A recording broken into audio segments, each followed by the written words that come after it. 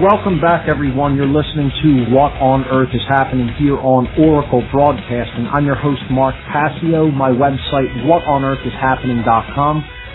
Today, my special guest on the show is husband, father, musician, video producer, talk show host, personal consultant, lecturer, and writer, Mr. Lenon Honor.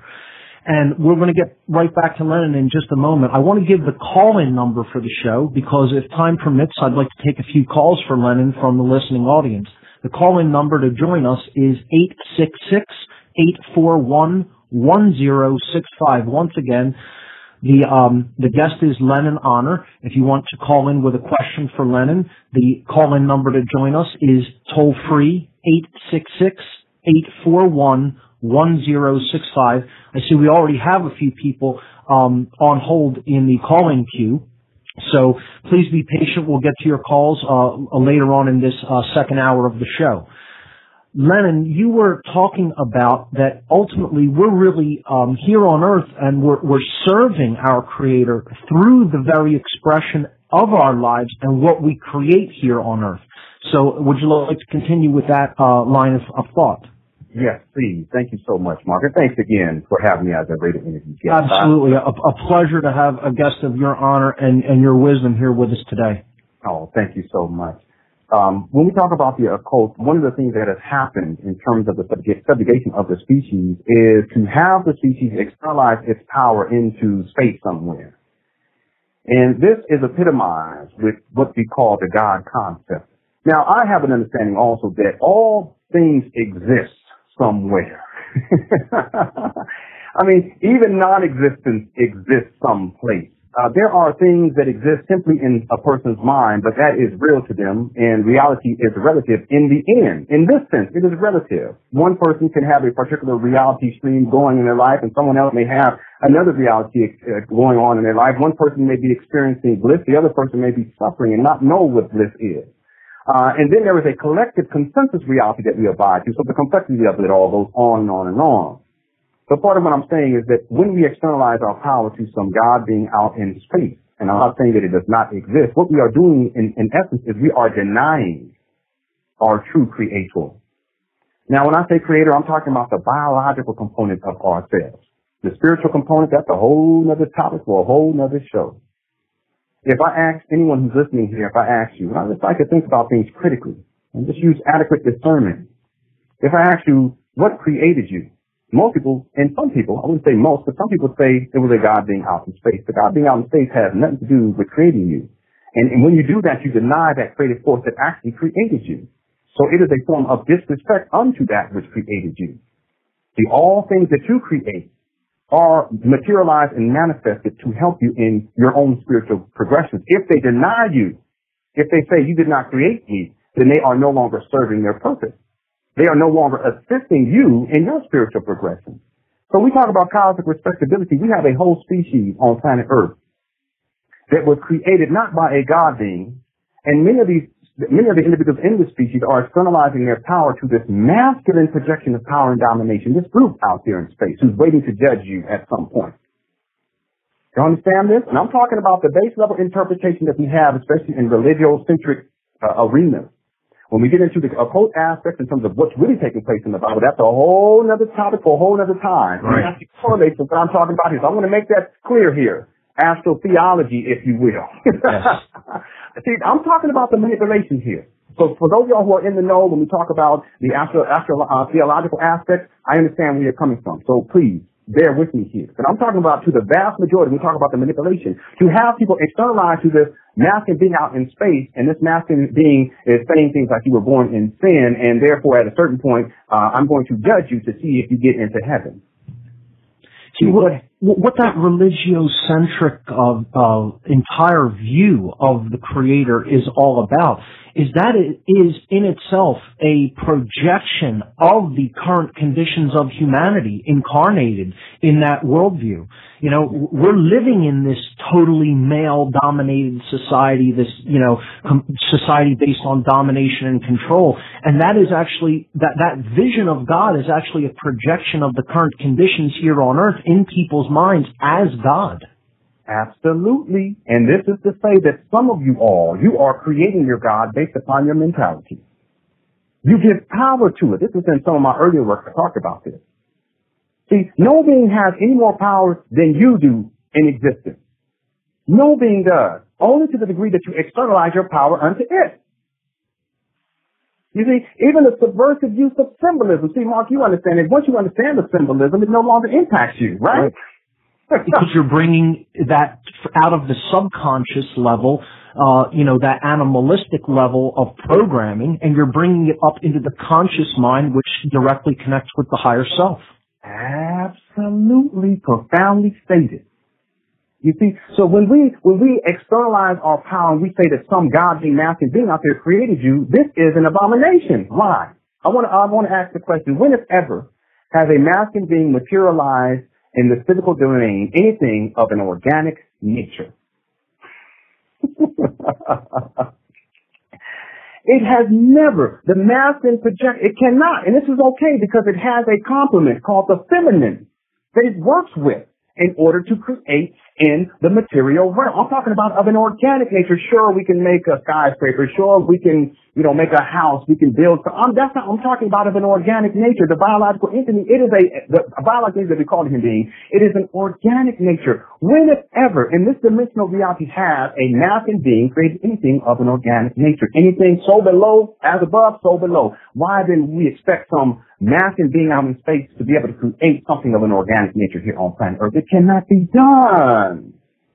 It's impossible. If you as a man can't do it, then this God being masculine projecting out in space can't do it either. Because the same law applies.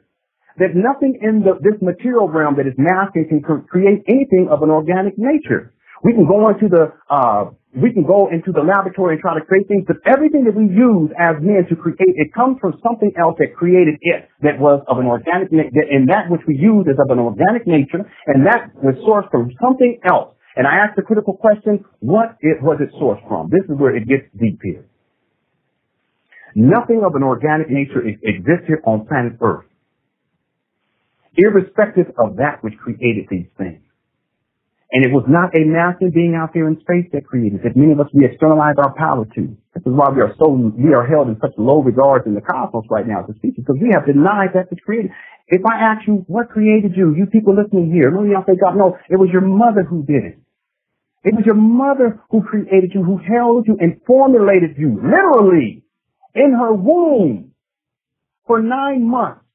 Gone through the process of creating you, putting you together, giving you the head, giving you the arms, giving you the legs, giving you the circulatory system, giving you the heart. She bestowed this upon you. Not some God. To give such a disrespect to that which created you. I'm talking about you human beings. It was your mother. Again, when it ever has something that is of a masculine quality created anything of an organic nature in this dimensional reality? Never. But we can say in point of fact that which is feminine in nature has and continues to create things of an organic nature here on planet Earth. If this was not true, then you would not exist here right now, everyone who's listening here. It was your mother. Your mother created you. We have to understand this, ladies and gentlemen, because if we're going to get this species back onto cosmic respectability, we have to transform our orientation. There's no wonder, it's not by coincidence that all of the various degrees of disrespect and brutality exhibited towards women, it stems from this basic principle that we do not realize that which created us was not a masculine being. It was a feminine being in essence that went into connection with a masculine being, and the masculine being the initializer. Not the creator, but the initializer. There's a difference between the two. So, if we can say now that it was your mother that created you, and this is logical, and you can look at the spiritual metaphysics, you can even just take a scientific approach. It was your mother that held you in her womb. And her being a physical being, now we take it to the next level. What is it then, therefore, that created the human species itself? And I'm going to tell you all that which created the human species is that which gives you air to breathe, which gives you water to drink, just like your mother did when she brought you up to her breast to suckle. That gives you all of the materials that you need in order to live and then to create things. So that you can have a house and a roof over your head. Understand this, ladies and gentlemen. When you create, when we talked about that basic principle, spiritual law, that you must be responsible for all that you create, your mother is responsible for you every single day by providing you with the air that you breathe, the water you drink, the food that you eat, the water that you drink, the food, shelter, all that. She provides it. I'm saying she does it. And what is she? She is the great earth mother. Just like the fruit on the tree, this species was spawned by the earth. When we understand this, ladies and gentlemen, we began to restructure our whole orientation on planet Earth. And instead of projecting the appreciation onto this God being out in space that is waiting to judge you someday and be a brute and is all about war, death, and destruction, I'm talking about the base level interpretation of things when we talk about the religiocentric programming. When we come to this understanding and stop externalizing power, now we get back on track towards cosmic respectability. We are here as a species to grow, learn, and become more spiritual. Why? Because as we spiritualize our biological experience here on planet Earth, we spiritualize the nature of the great Earth Mother's experience. That's why we were created. We're supposed to be helped. In other words, to make a short story long, ladies and gentlemen, we were not here. We didn't come here in sin so that someday we can be judged, so therefore we can go to heaven or go to hell. That's not it. I mean, come on, ladies. What is that, Santa Claus? Come on. That is so crazy. That's not why we're here. We're simply here to help our mother to spiritually evolve. That's it. And all of the manipulation is designed to get us sidetracked from this. All of the manipulations that we've talked about, and we can go into even more, all of it is designed to get us off center so that we are not dealing with our higher nature and higher consciousness. This higher nature and higher consciousness allows us to move beyond our autonomic function, and therefore we can become more spiritualized. And as each one of us becomes more spiritualized, what takes place on planet Earth is the energy field of the Earth itself continues to grow in spirituality. This is the marriage. This is the physical Earth and the spiritual domain coming together. This is what it's all about. The union of the masculine and the feminine, the union of the hidden and the seen, the union of the biological nature and the spiritual nature, the union of the lower nature and the higher nature, and yes, the union of the earth and her spiritual component. When they are brought together, she comes into wholeness and completion. And on that day, we will be able to say that we have come into a level of cosmic respectability. Absolutely profound. And ultimately that cycle at a lower scale of us helping the earth to spiritually evolve and progress has a fractal dynamic on the even wider scale, because the earth will help the solar system to progress, and the solar system, the galaxy, and the galaxy, the universe. Yes. Mark, you are so well studied. Thank you so much. Thank you so much. You are so on it. See, I've been on shows, I've talked about it, and people, they sit back like, okay, this guy's crazy. But No, I totally understand what you're saying, and it's so profound. I'm sitting here like in awe. And I just appreciate that, bro. And see, I didn't even have to say that, but it extends out into the universe. It extends out into the omniverse. And it just extends out into all of existence. And that's why we have to take this life experience a lot more seriously. That doesn't mean that we don't enjoy it, because that's part of it. But I'm talking about the value of ourselves as human beings. We are so powerful. We are creating ripples in space and time. We are creating ripples into the solar system. We're creating ripples into the universe, into the omniverse. We are creating ripples that go all the way back to existence when it initially spawns itself out into masculine and feminine form. That's how powerful you are. You talk about cosmic responsibility. There's no better way of explaining it than what you just laid out there. We are more powerful than we think, and we're ultimately responsible for more than we even think that we are. Yes, absolutely. Well said, Mark. Lenon, before we go to some callers, would you like to talk about the books that you have already written and the book that you have basically in the works? And I also want to talk about some of your videos as well and your website. But can we start with you giving the listeners a little bit of information about the books that you've already written and the one that you have in writing currently? Yes, absolutely. One of the books what I'm sourcing, a lot of the information I'm talking about here at this time, dealing with spirituality, consciousness, metaphysics, cosmic respectability. All this is outlined with charts and graphs as well in my book, Deep in the Garden of Consciousness. And this is a book that I was so hesitant to write. Because there are certain levels of information that we receive. Some information we kind of find along the way and we study, we research, but then there's also information that we actually receive from the cosmos, if you will. And when I say cosmos, I'm talking about your soul self projecting onto your mind, and this is done through what I call biospiritual interfaces, these levels of understanding that is projected through spirit, and this spirit is actually received by these biospiritual interfaces within the biological entity we call human being, and then this is coded within our thought field. We decode it as thought. Now, so a lot of what I talk about and what I've been talking about, this is information that stems from this orientation. However, you can also find validation about all this if you look into what a lot of folks would say is occult information. It's just hidden, and it's hidden for a reason.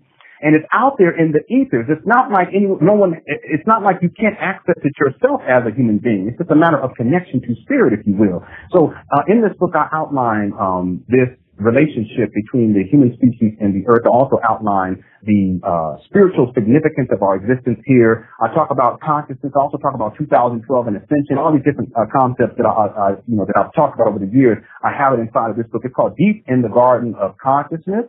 And I've also written a book for fathers. It's titled Writings for the Fathers of the World of Tomorrow and for the Women Who Love Them, because as I stated, one of the primary spiritual laws that governs this particular dimensional reality is that we must be responsible for all that we create. And I must say that men, we are so very important as it relates to getting the species on track to cosmic respectability, because we are to be the front line of defense of all of the manipulation that is taking place. That is our responsibility as a masculine being. And that's a whole other topic for a whole other time. And I've done so many radio shows on that particular topic, and I'm going to be starting back my radio show, Visions of Manhood, in 2013 to address more of that. You can find both of those two books on my website, LenonHonor.com. Just look under products, and then there's a link there that say books.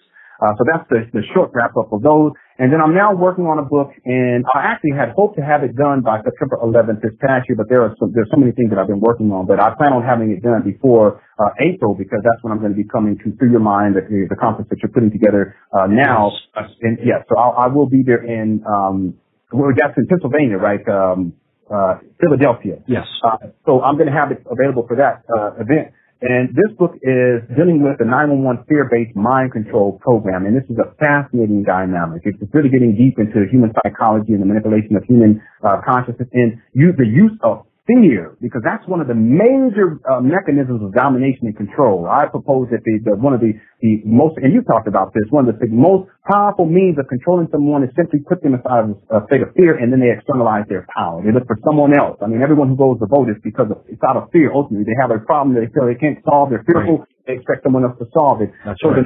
The fear-based mind control programming is initialized every single year about 4 months prior to September 11th, and we get particular stories that are issued on the news. Again, this is psychological warfare that are dealing with plane problems, bombs, explosions, Al-Qaeda, Osama bin Laden, the same type of rhetoric that was presented on September 11th, 2001. And then you get the images of September 11th. You get all of this stuff, dealing with terrorism. And it's done every single year. I've been tracking this over time. And what has happened, and I talk about this inside the book, is that on September 11, 2001, as an act of psychological warfare, people were traumatized on a subconscious level because most people could not process the event of September 11, 2001 in real time.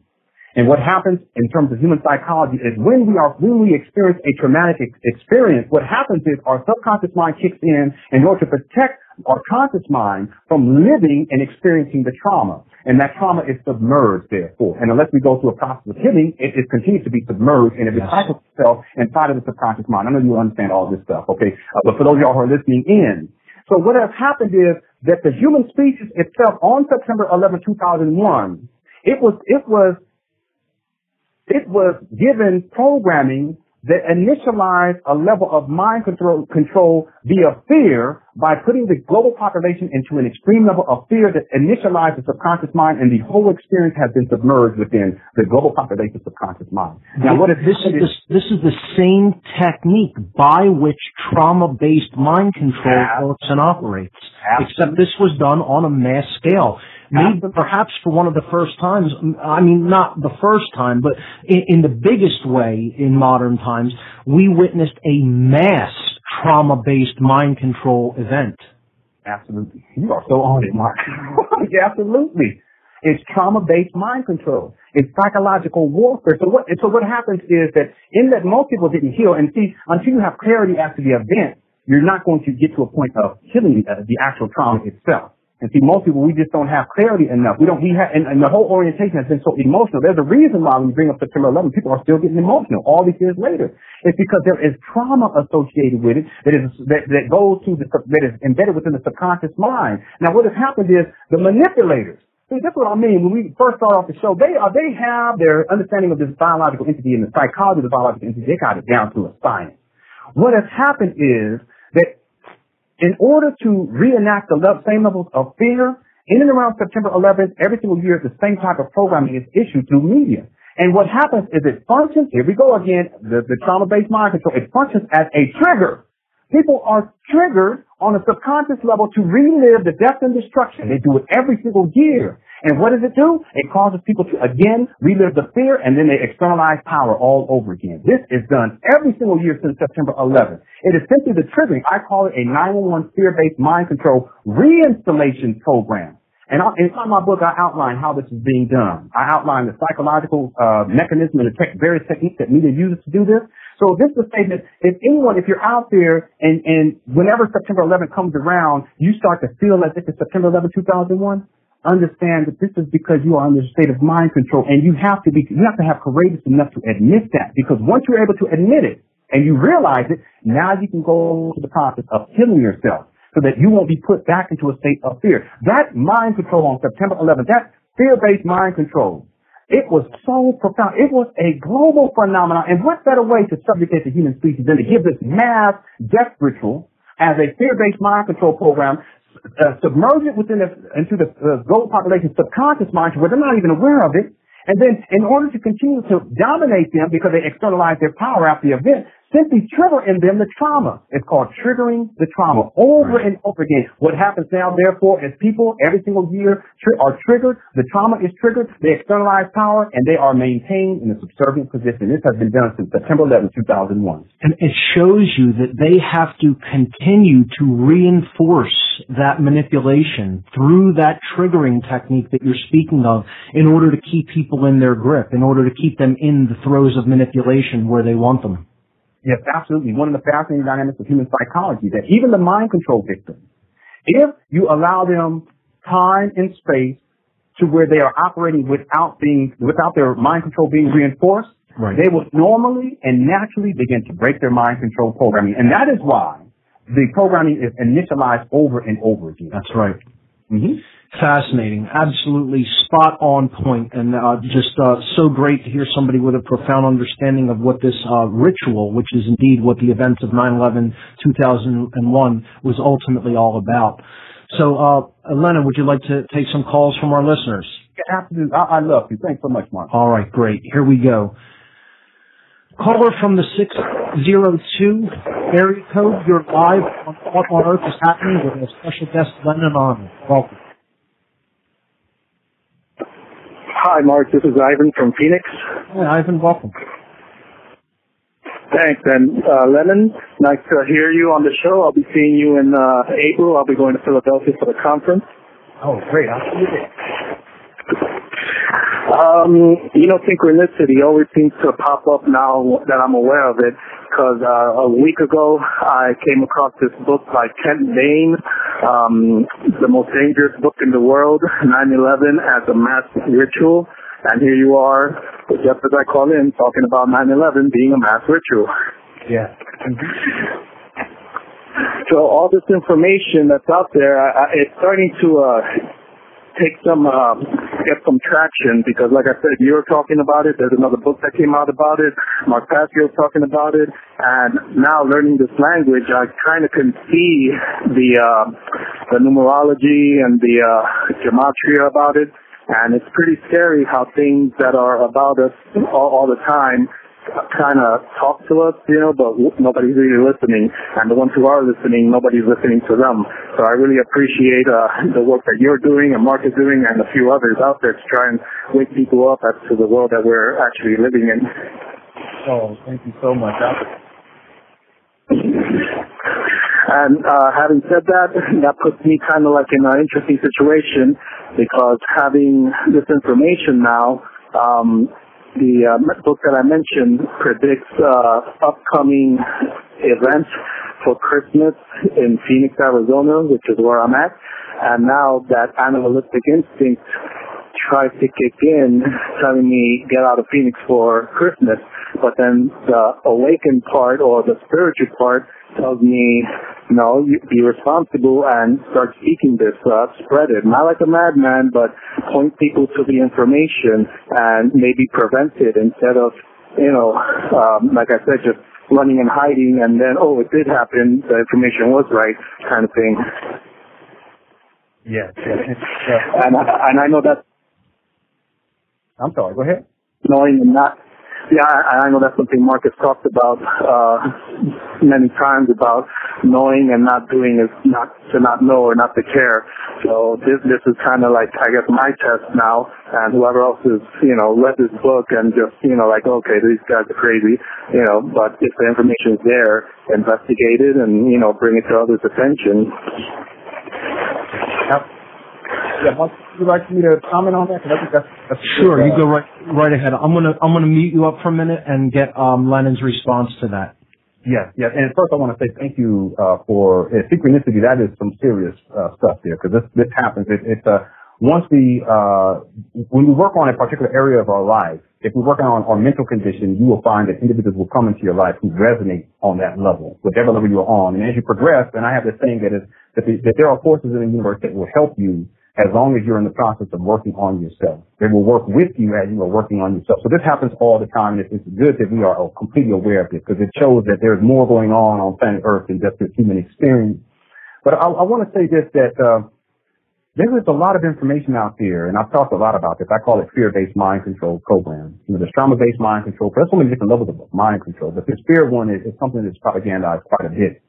And one of the things that I have coined, and I stick to it, is that time always tells the truth. And people have heard me say it so many times. The time will always tell the truth. And one of the things that happens is when we're in a state of fear, the anxiety, and we're running, and we don't necessarily think, okay, let me be patient and let me see what happens.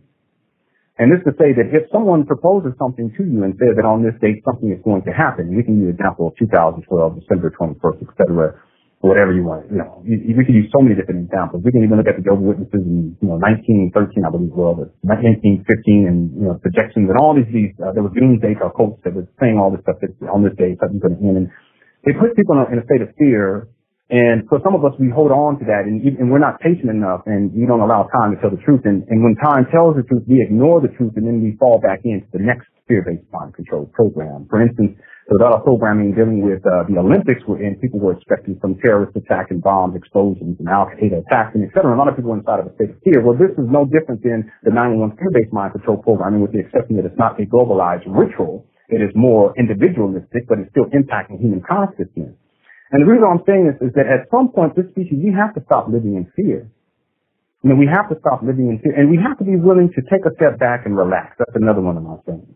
That if someone says that something horrible is going to happen, that Hurricane Irene is going to kill billions of people, as if billions of people live on the East Coast, or if Hurricane Ike, the same programming was issued a couple of years ago. It's repetitive. The media puts things out, and books are written to put people in a state of fear, or there's going to be this new age of ascension coming up here shortly. I don't think so. Time always tells the truth. These types of things are said over and over again. And I'm not saying that we should not be aware of what people are proposing. What I am saying is that we have to have the intellectual fortitude to be patient enough, and then also to have a level of discernment, so that when time tells the truth on this individual, or on the media, or whoever, or on this book, or on this author, that we can say, you know what, this individual was wrong, and in some cases, this individual lied to me with malice intent. See, if you put a person in fear, this is a form of, what is the best term I can use without being too strong? If you put someone in fear, this is a form of psychological assault, emotional assault. So I'm very clear about this, that there is nothing out there that puts me in fear. And this doesn't mean that I have not been, because I was always fearful of HARP, reptilian shapeshifters. I was fearful of, FEMA death camps, etc. But when you get to a certain point, you have to ask the question, time always says, will time tell the truth on this? And time again, time has told the truth. And when you get to that level of awareness, when the next program comes, you can have a level of discernment. Just because someone says that something horrible is going to happen doesn't mean that it's going to happen. Sometimes horrible things happen because people believe them into existence. If we change our mentality and we say, you know what, okay, they may be saying something horrible is going to happen, but I'm going to use my conscious awareness, come into a level of spiritual responsibility, come into a level of cosmic respectability, and I'm going to materialize the opposite. See, there are a lot of things that are transpiring on the earth that are transpiring because we are thinking on particular levels, and this fear gets us thinking on those levels. And if we didn't think on those levels, these things would not materialize. So I'm saying this just to be clear. I'm not saying that nothing is going to happen in Arizona, but I want you to be clear. Time will tell the truth. And if nothing happens, you got to be clear about that. And then when someone else proposes that there's going to be this doomsday experience taking place, you can say, wait a minute, I've heard this before. See, one of the dynamics that takes place, and I'm not saying by any means that the caller is in a state of mind control. I'm using this as an example. Individuals who are in a state of mind control lose track of time. Okay, if you want to look at trauma-based mind control program, you're going to deal with 911 fear-based mind control program. That's why anything with September 11, people think that it's September 11, 2001. They still have the same reactions that they had on September 11, 2001, even though we're 11 years later. They've lost track of time. What better way to continue to subjugate the species than to have massive amounts of people lost in time? You can't progress when you're stuck in the past. You can't progress as a species. You can't come into a level of common respectability. So to make a short story long, I'm going to say, dear brother, just be patient and let time tell the truth. And if, when time tells the truth, when that day passes, because some people right now, they're very antsy about, this 2012 and the age of ascension coming up here shortly. Once it passes, ask yourself, did I believe in something that was not true?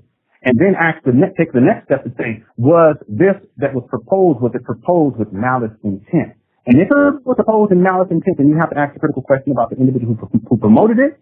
And then, if need be, you have to stop looking into the person's information. Why? Because if you are put inside a state of fear, if any information puts you inside of a state of fear, then understand that your spirituality has been compromised.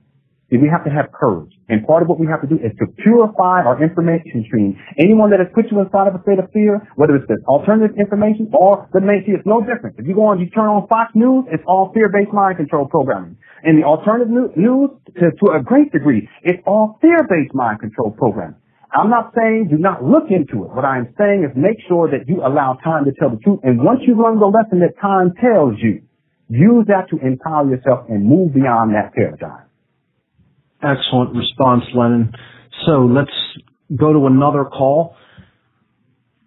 Area code 267, you're live on What on Earth is Happening. Welcome. Hi, Mark and Lenon. Great show. Ladies and gentlemen, Jay Parker, one of the speakers coming up for Free Your Mind 2 here in Philadelphia in 2013. Jay, welcome to the show. Well, it's great to hear you two discussing these very important concepts. And we're going to be hearing more and more about individual responsibility and how we broadcast into the field and affect each other. And we're going to learn modalities of thinking where we self-empower and we realize that the off-world God system is just simply a mind control disempowerment.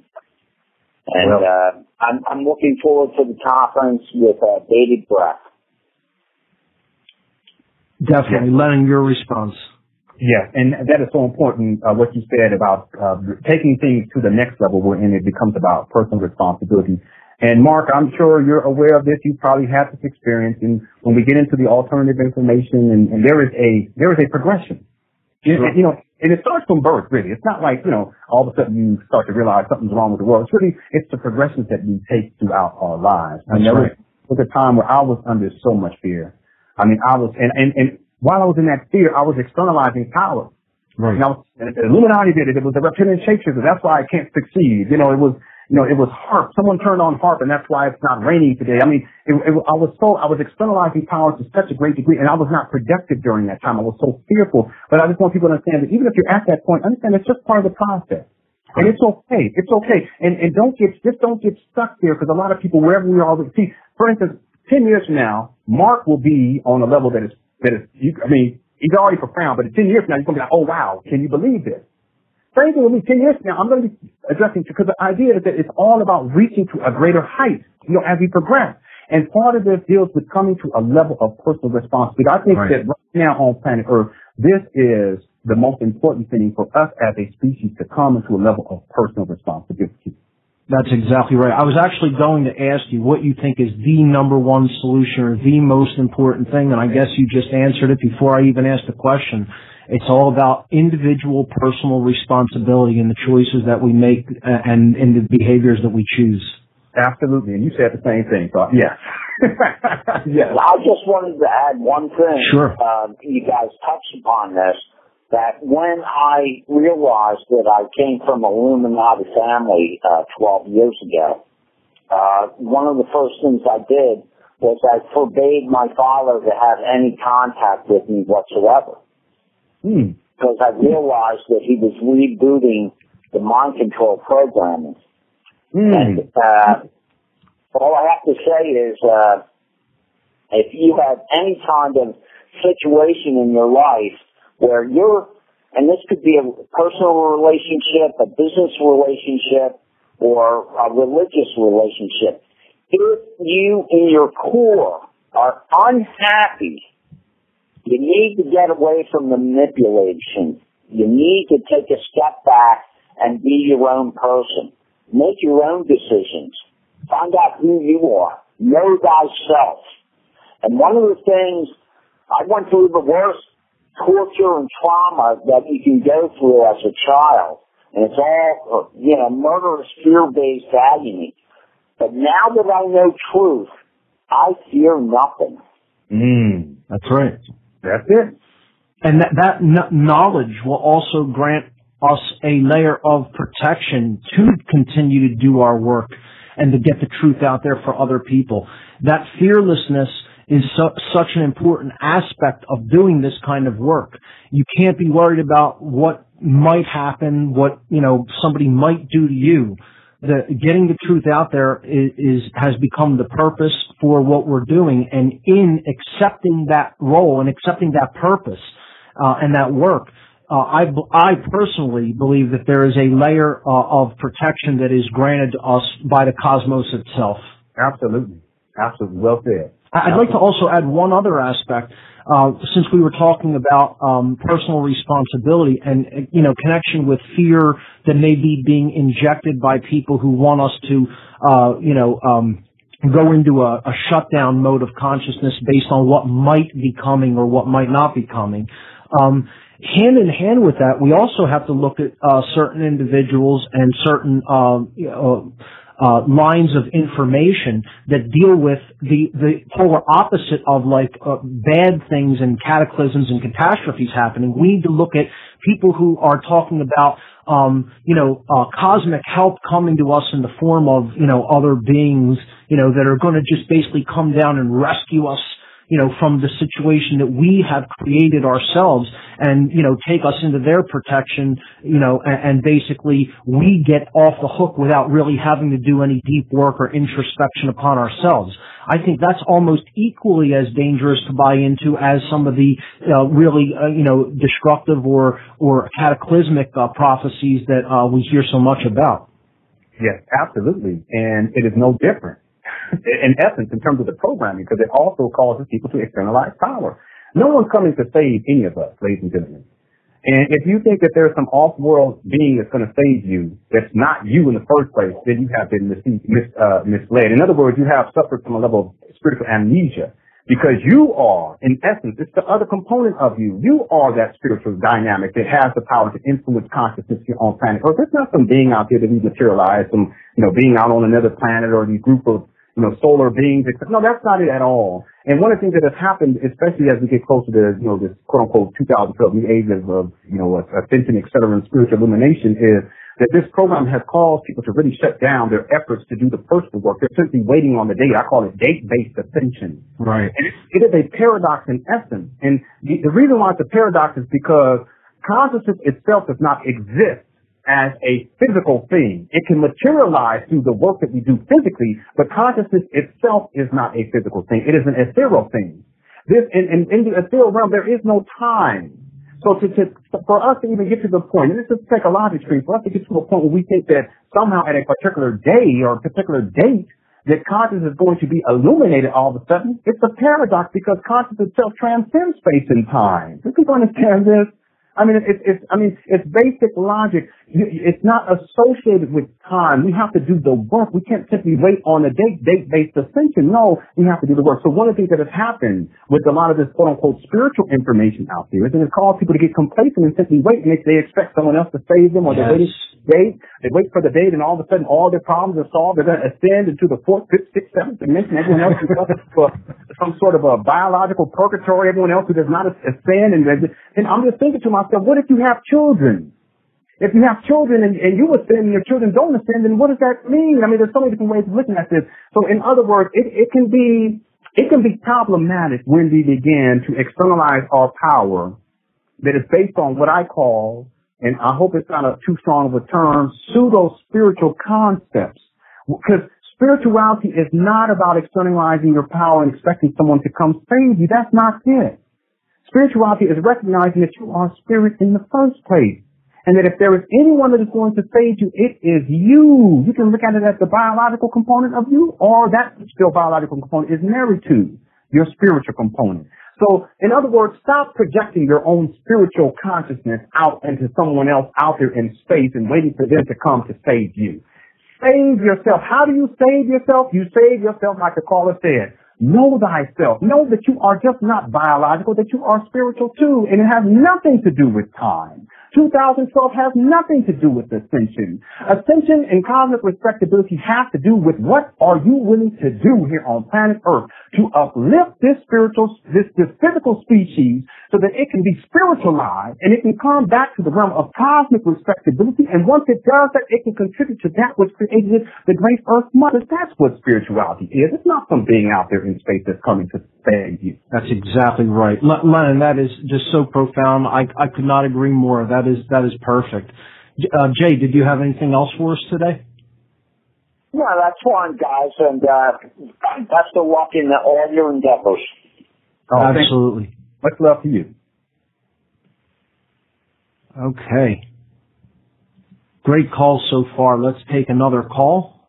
Richard from Washington, you're live on What on Earth is Happening with our special guest, Lenon Honor. Welcome. Yeah, great show. My problem is I'm a generation earlier. I was late 70s, early 80s. I also delivered my four kids in the middle of nowhere, Oregon, by myself. And, you go through cycles. That's what I wanted to interject. The path for spiritual development is not linear. It's cyclical. And we have to learn from that. And as a generation ahead, I've already gone the same path you were and explored it just like you're exploring it now. You have to understand that you then go on the downward side of the cycle. Have you read Genesis of the Cosmos? No. No, I haven't. I would recommend that book highly.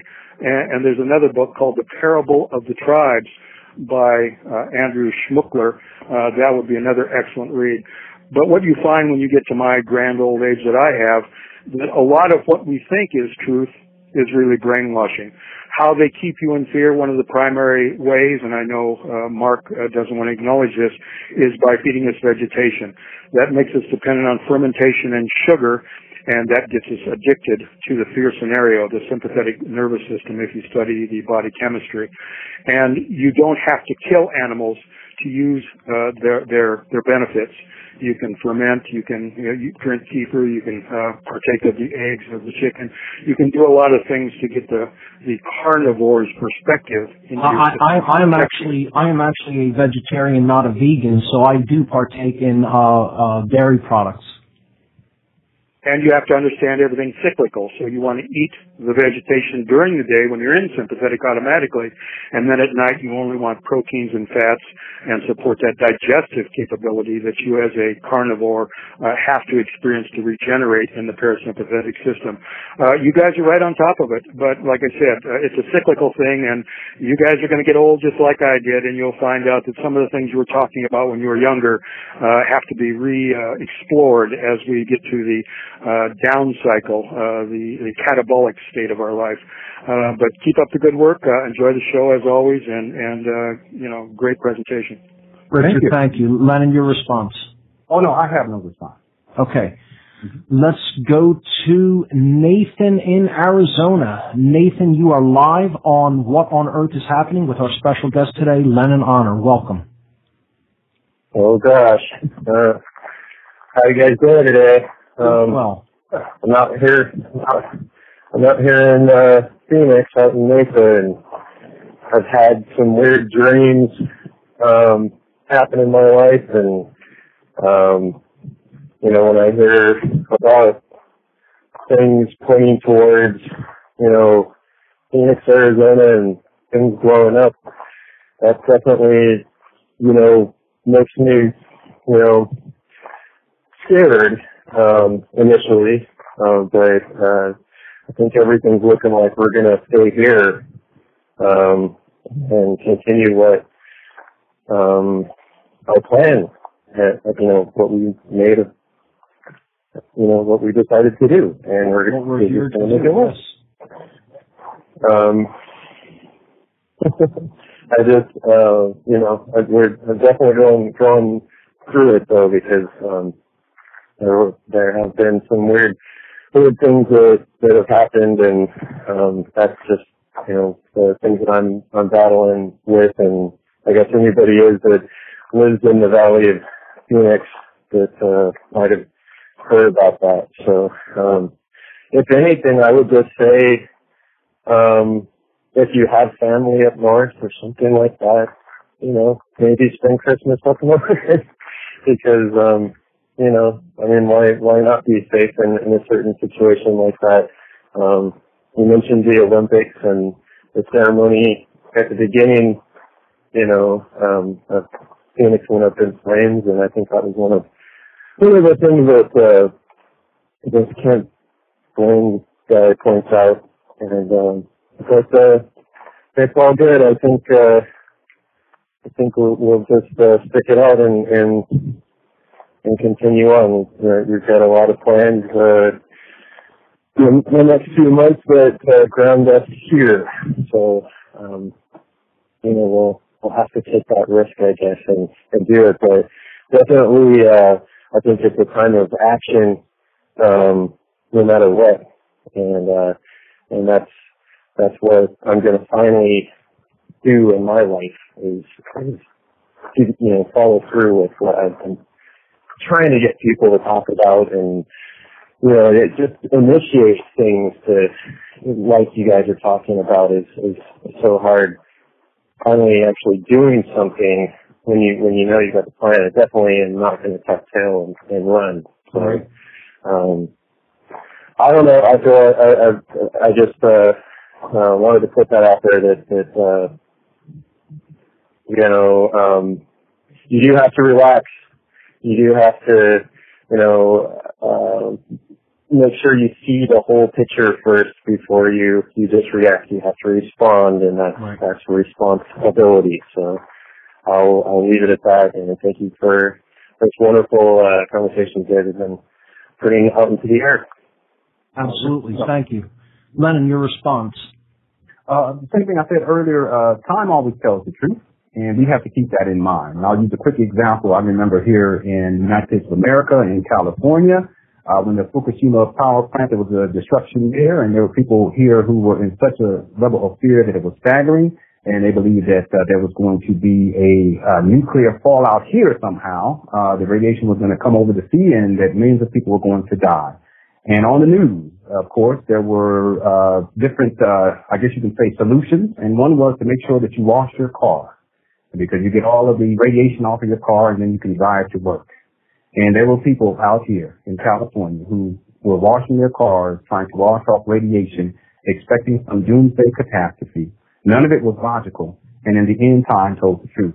So we've got to just be clear about that. Once you learn that lesson, then the next time the fear-based mind control program comes along, you can simply make the conscious choice not to engage it, to not to succumb to fear. Right. It's just like the paranoia about a possible radiologic attack and people going out and buying rolls of plastic and duct tape to try to insulate their house from fallout and things like that. Right. Or hiding under the table. That was the program. Yeah. The nuclear bomb, just hide under your table. It's a nuclear bomb. Yeah. Tuck and roll. You'll be fine. Time always tells the truth.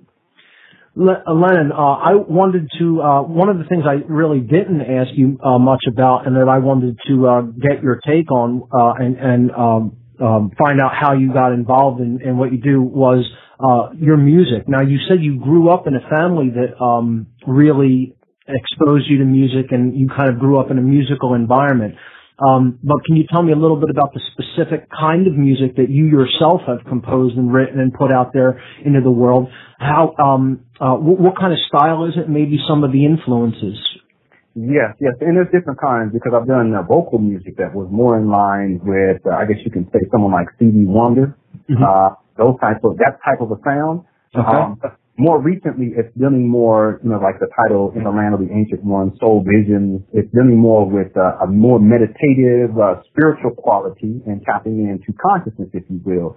So there's been progressions over time, and I've played so many different styles of music. And one of the ones that I studied for quite some time was what we would call traditional jazz. People like Miles Davis, John Coltrane, Charles Parker. I go on and on and on. But these days, when I do engage the music, it is more dealing with consciousness. And that's probably where, once I begin to pick music back up and deal with it even more than I have over the last 4 years, the music will probably still be in line with that. Because ultimately, I have a sense that in order to help people, we're going to help people musically, then the vibrational quality of what we produce has to be in cosmic alignment. And therefore, there are particular styles of music that can tap into that cosmic alignment. And then, as you know, there are also particular styles and genres of music that are the antithesis of that cosmic alignment. Mm-hmm. Exactly. Now, what instruments do you play? My main instrument is flute. That's what I studied as a child and in college. And I also play other instruments like piano, saxophone, and I know the fundamentals of a lot of other instruments, and I've taught, at schools, at private music schools, etc. But my main instrument is the flute. Fantastic. Yeah, I actually played in 2 bands in my, earlier years, and I was always a vocalist, the front man in the band. So I think in many ways, the performance art, doing music kind of prepared me in a lot of ways to be out and, speaking in front of people, getting over fear of being in front of large groups, etc. And always using the voice has been the central focus and theme throughout my life.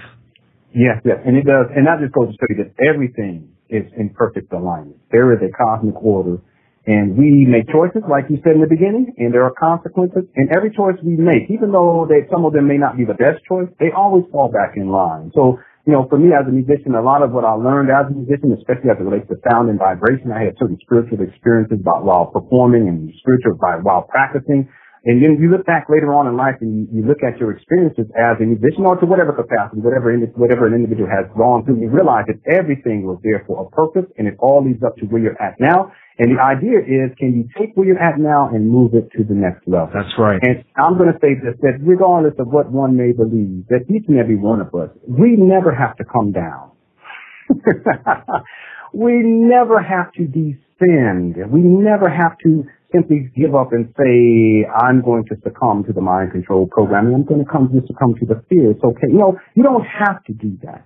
This is to say that we can always be on a continuous progression towards our highest height. It is a choice. It is a matter of mentality. And if there is one thing that I can just bestow upon everyone, just recognize that wherever you are at right now, you can become something greater. And it is a matter of your mentality. It is a matter of your focus. It is a matter of your motivation. If you wish to move yourself beyond your current paradigm, you never have to go back. You never have to come down. You never have to give up. You can move and continue to move to higher and higher heights. This is what this planet needs right now. No stagnation. Right. No stagnation. There are cycles that tap into new cycles, and those cycles tap into new cycles and into new cycles, and then some cycles run into different dimensional. Because it's not a circle, it's a spiral. Yeah. It goes up and up and up. And if you look at it from the perspective of overhead, you might be looking at it as if you're going around and round and around, but really you're going around and up simultaneously in a spiral direction. It is a spiral. All creation extends itself not in a cycle, but in a spiral, either inward or outward.